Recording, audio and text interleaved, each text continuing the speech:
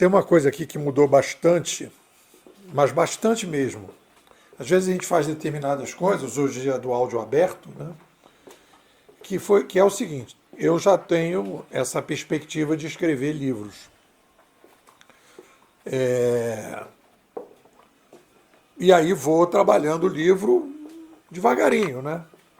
E como eu faço 5 artigos, aí depois eu tenho tempo, né? Eu geralmente na quarta-feira, ou terça-feira à tarde, ou quarta-feira de manhã, eu já terminei os artigos.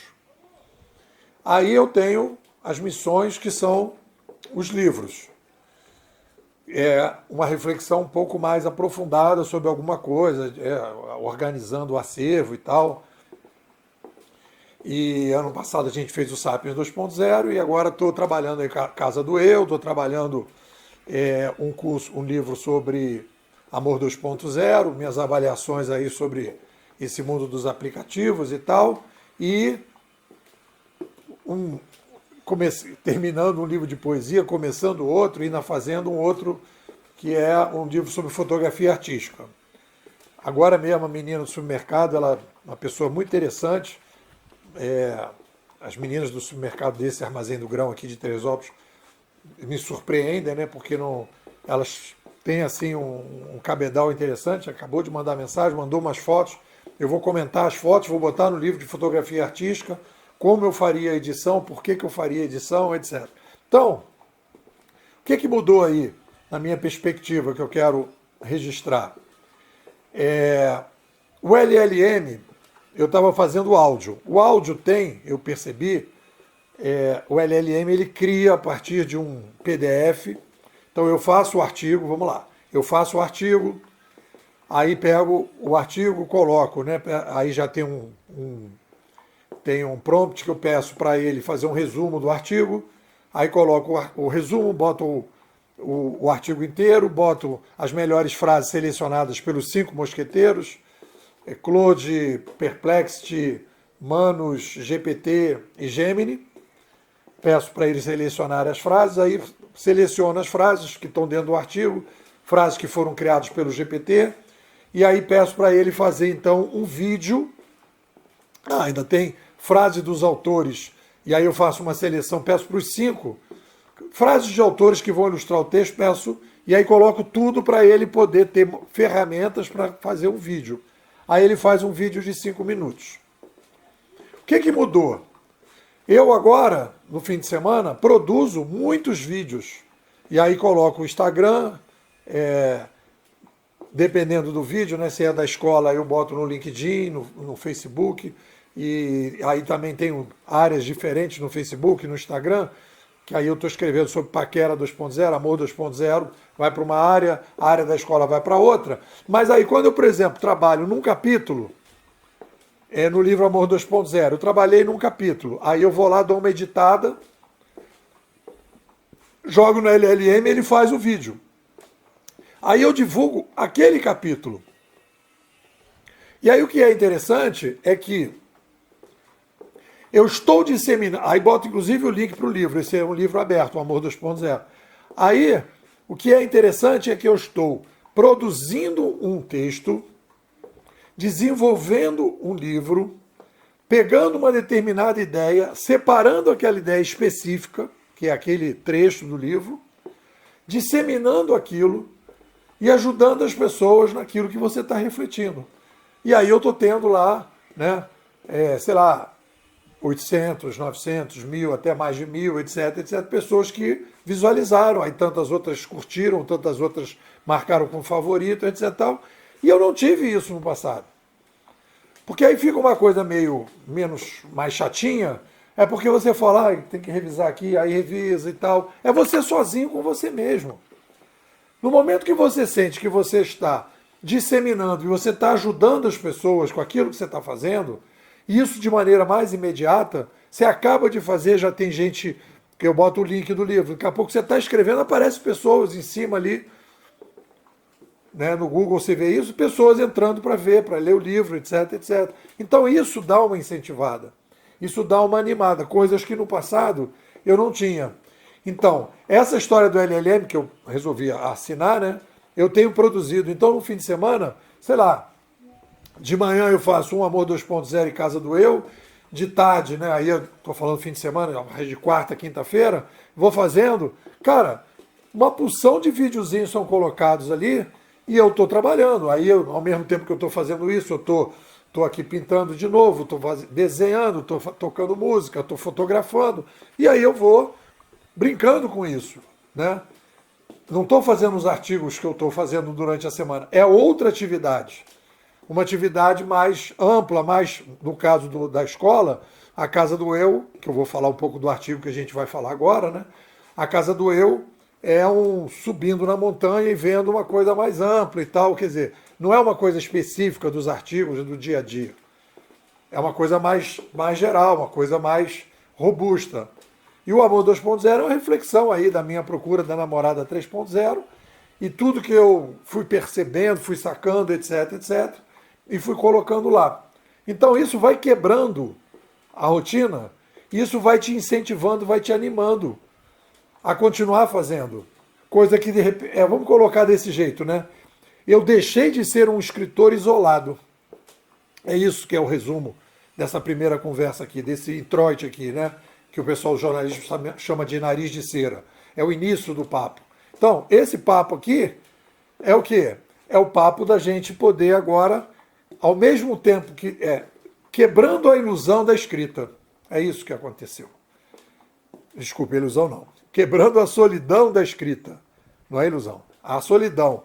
Então eu estou menos solitário, porque no momento que eu já estou tendo os feedbacks automaticamente a cada vez que eu vou terminando uma parte, tanto no livro da Casa do Eu como Amor 2.0, e vou fazer isso também com a fotografia. Aí na fotografia só no Instagram, porque ainda eu não tenho ainda uma conta nem no Kawaii, nem no... Não quero misturar as coisas, né? Bom, vamos lá. O artigo de hoje, oficialmente, né? Chega de enrolação filosófica. É hora da educação existencial. Eu até ia ser um pouco mais agressivo, mais polêmico, né? Que eu ia botar na linha do Mark Mason, né? Foda-se a filosofia. Vamos trabalhar com a existenciologia ou com a existência. E aí vem uma coisa que a gente vem conversando já há bastante tempo, mas agora, nesse momento renascentista, e aí é importante frisar isso. Quando a gente tem, e aí é uma mudança na escola, né? Tem a ver com os artigos dessa semana. Quando a gente tem uma nova tecnologia cognitiva, e não é mídia, porque não é a tecnologia, a mídia é uma tecnologia de comunicação. Existem tecnologias cognitivas, por enquanto até agora que eu tenho visto, de comunicação, de tecnologias de comunicação, de tecnologias cognitivas de comunicação, de informação e de cálculos, né? Informação é a base de dados, catalogação, etc, etc, armazenamento e tal. O que a gente trabalhava antes, o que a gente chamava de mídia, eram tecnologias cognitivas de comunicação. E a chegada do computador quebrou isso, né? O computador é uma tecnologia cognitiva de amplo aspecto. É uma mente artificial. É a primeira vez que o Sapiens e tal. E a gente fez então essa revisão e tá beleza. Então, a gente vive uma renascença, a maior renascença da história do Sapiens, com a chegada do computador. Com a sua linguagem, com as suas coisas, com as suas perspectivas. Show de bola? Aí a gente então entra, aí a gente repete o mesmo modelo, quando aparece uma nova tecnologia cognitiva, a gente entra numa renascença. Aí a renascença serve para fazer um refresh na sociedade humana. Isso é uma característica do Sapiens. A gente faz um refresh na civilização. Por quê? Porque vai aumentando a população, de tempos em tempos a gente precisa mudar, né? Empoderar a mente, e aí vamos colocar desse jeito, a gente precisa empoderar a mente para que ela seja mais sofisticada para lidar num mundo mais complexo. E aí toda a sociedade se sofistica. E a gente vai descentralizando e vai aumentando a descentralização. A gente tem visto isso aqui, tá beleza. Aí beleza. Nesses momentos renascentistas, a gente pega as coisas do passado e dá uma geral. A minha grande, eu falei isso aí recente, né? A minha grande madrinha filosófica é a Ayn Rand. A Ayn Rand, ela fez o que ela chamou lá de objetivismo, ela tentou reorganizar a filosofia. Aí falou de epistemologia, foi arrumando ali todo o processo. E aí ela rearrumou. Só que, e aí vem uma coisa que eu acho que é importante, e eu estava conversando isso com o Fernando hoje, já tinha falado isso, mas eu acho que digamos assim, a cereja do bolo do artigo de hoje, é o seguinte: se a gente, pensa bem, se a gente pudesse pegar um túnel do tempo, chegar lá na Grécia, né, tivesse um tradutor lá para conversar com os caras, falasse lá primeiro com Sócrates, depois com Platão, depois com Aristóteles, e falasse assim: vem cá, eu vim do futuro, tá lá as escolas no mundo, no Brasil, etc, etc, e estão lá numa dúvida. Tem um maluco lá chamado Nepomuceno que está chamando uma dúvida. Eu queria perguntar para vocês o que vocês acham. Olha só, existem duas possibilidades para a gente disseminar os conceitos existenciais nas escolas. Aí eu pergunto: você acha que a gente tem que dar aula de filosofia, chamando aula de filosofia, em que a gente vai falar, olha, teve o cara chamado Sócrates, depois o Platão, depois o Aristóteles, aí depois vem não sei quem, eles falaram isso, falaram aquilo? O nome deveria ser filosofia e o objetivo seria passar as informações do que esses caras falaram, quem falou, quem veio primeiro, como se fosse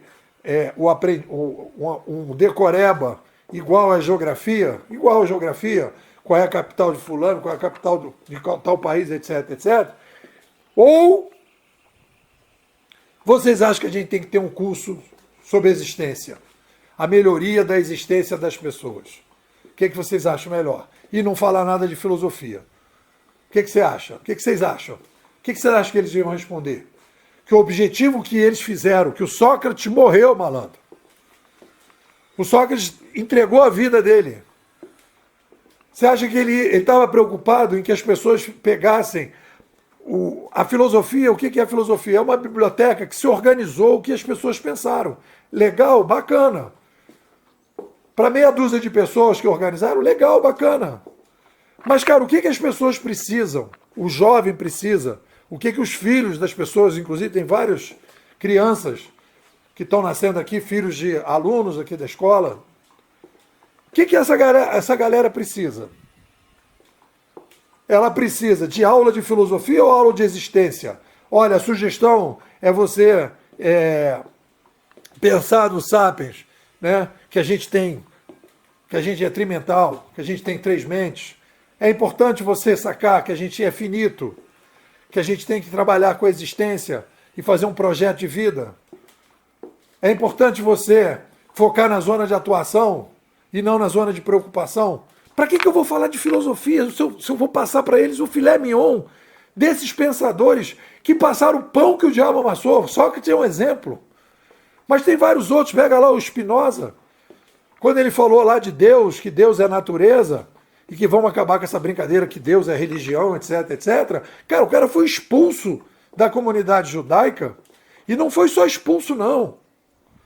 Ele ele foi expulso, como ninguém mais podia falar com ele. Foi a maior punição que um judeu pode receber.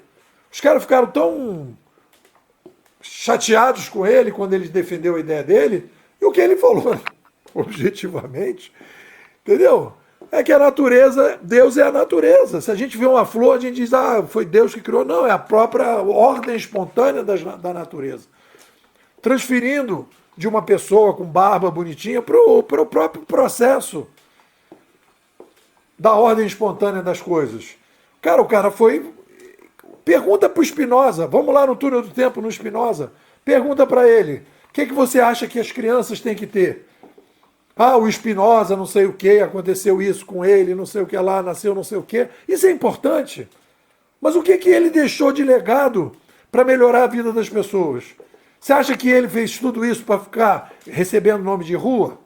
Tem muita gente que pode ser que quisesse nome de rua, nome de museu, nome de prédio, sei lá. Mas eu não acredito que o cara, se quisesse isso, ele ia botar o dele na reta como ele botou. Então, o que eu vejo aí, e aí eu acho que a gente está, e aí a Casa do Eu vem nessa direção, e aí Da mesma maneira que eu questionei McLuhan, agora estou questionando Ayn Rand. A Ayn Rand, para mim, foi uma pessoa muito importante. Ela me deu muita base. Mas ela aí sim, vamos trabalhar, tanto o McLuhan quanto a Ayn Rand, do ponto de vista ambientológico, de questionar o ambiente conceitual, ela não foi além do que eu acho que ela deveria ter ido. Como o McLuhan também não foi além de como ele deveria ter ido. Porque o importante não é o que a estrutura, a biblioteca, agora isso aqui, fulano falou isso, então está na prateleira tal, aí é epistemologia, isso. Não, cara. Vamos facilitar a vida das pessoas.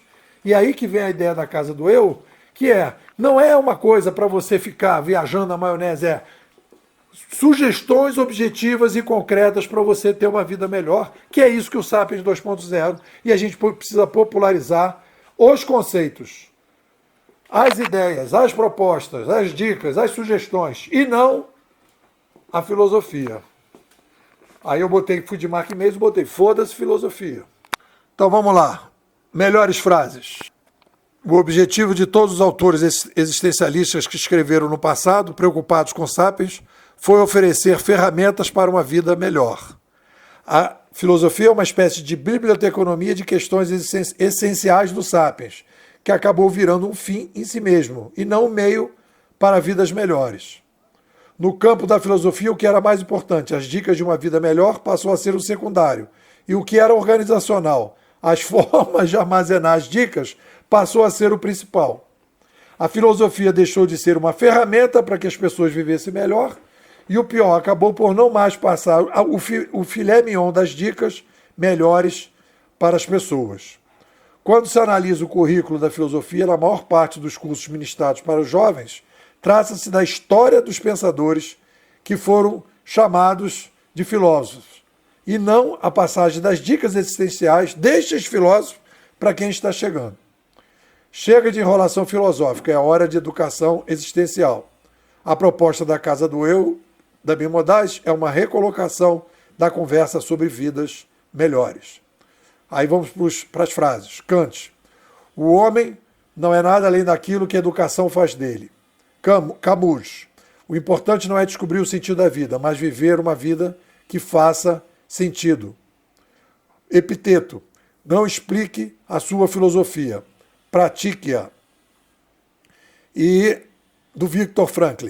Quando não podemos mais mudar uma situação, somos desafiados a mudar a nós mesmos. Ou seja, não vamos ficar viajando na maionese, fumando maconha em cima da laje e vamos caminhar para resolver os problemas. Sêneca. A frase que abre o artigo. A filosofia não é uma habilidade para se exibir ao público. O seu objetivo não é passar o dia em especulações agradáveis. A filosofia molda e constrói a alma. Vou repetir. A filosofia não é uma habilidade para se exibir ao público. A filosofia molda e constrói a alma. Sêneca. É isso. O que vocês dizem?